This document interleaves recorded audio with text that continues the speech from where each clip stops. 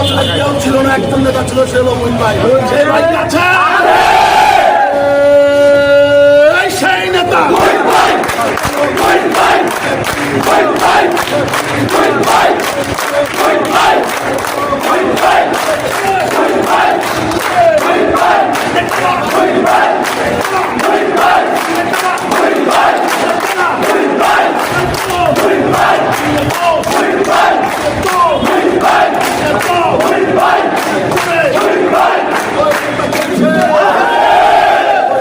থেকেও যে নেতা আমাদের স্বাধীনতা অর্জন করে দিয়েছে, আমাদের সেই নেতা কি আছে? যে নেতা বাংলাদেশ আসলে কোটি কোটি মানুষ হবে, সেই নেতা কি আছে?